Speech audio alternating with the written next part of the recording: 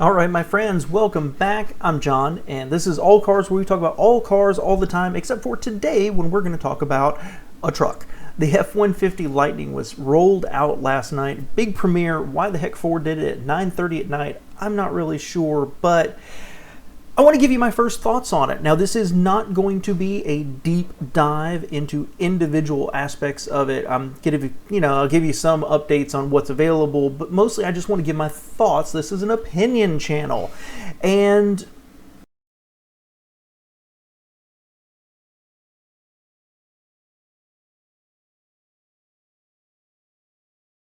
I love it.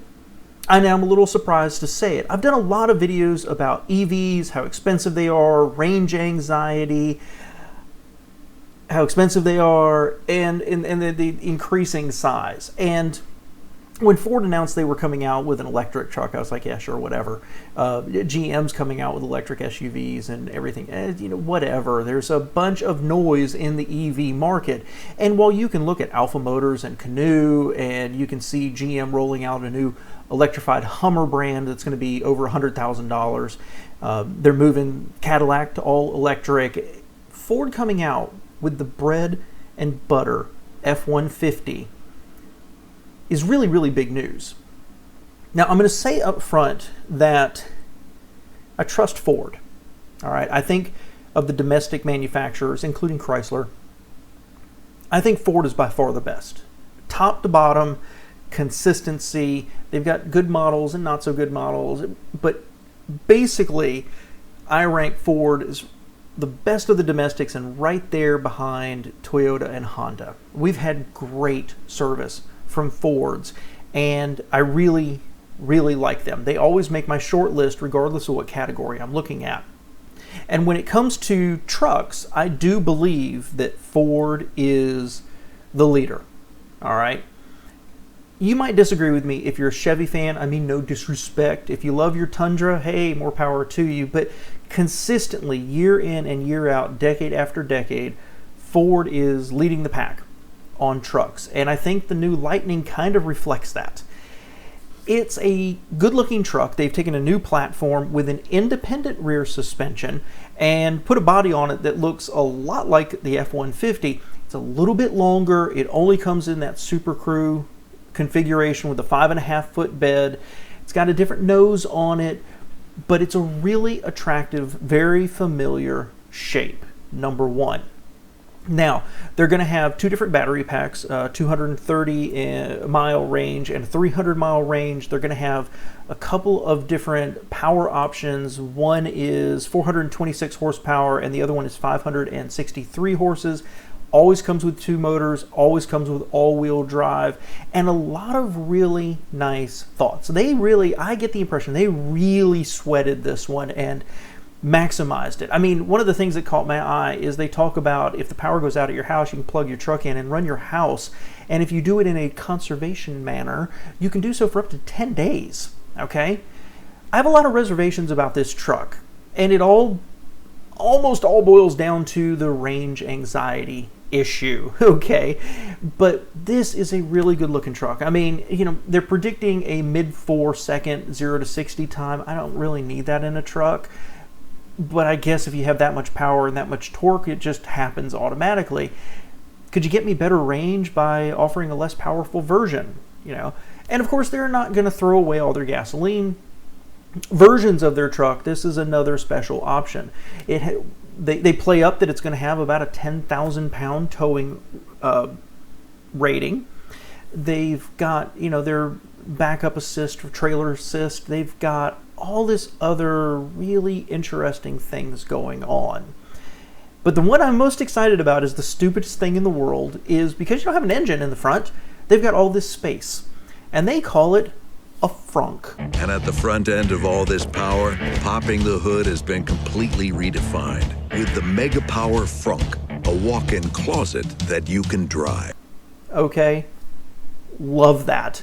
Absolutely love it, and I'm so excited for it. So overall, I really like this truck. I really like what they're trying to do. Again, if you've watched my previous videos, you know I sometimes take long trips and want more than a 300-mile range. And I certainly don't want to spend this kind of money for a truck. And a truck doesn't really fit my lifestyle, but I really, really like this truck. And a couple of the concerns that come up. First off, the pricing. It's going to start just under $40,000 and go up to about $90,000. And that under 30 is like $39,775 or something silly like that, right? And that's really just intended for commercial users. So you're probably talking about a base retail model of about $42,000 is what I'm hearing. The question becomes, although it's rated for 10,000 pounds towing, they play it up as towing, they play it up as all-day work time for contractors or agricultural uses or whatever. There's no information about how much the range is going to decrease if you're towing a trailer. Whether that's an RV for you and your family or whether you're hauling a bobcat down the street, how much is it going to shorten that 230 or 300 mile range when you're towing an anchor behind you? Can't find any information on that yet. We'll find out more once testing starts happening, because you know there's going to be magazines and YouTube channels who are going to hook up something and tow it until it runs dry. The other thing is, and I read this in a comment somewhere, and it was really thought-provoking, is what about those people who are hunters or who manage or own larger estates and they are way the heck out in the middle of nowhere? What about that range anxiety, especially when you start to get up into the mountains? I think that this is going to be the catalyst that is going to bring auxiliary power units into the mainstream. With all the other EVs that are out there, Alpha's got their truck, Canoe's got their truck, and of course General Motors, like we talked about.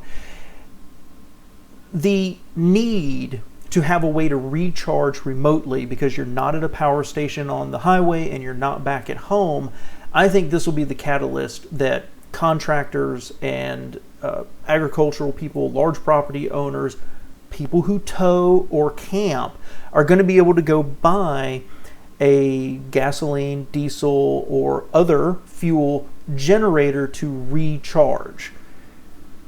Kind of defeats the purpose of buying electric if you've got to buy a fossil fuel generator to recharge it.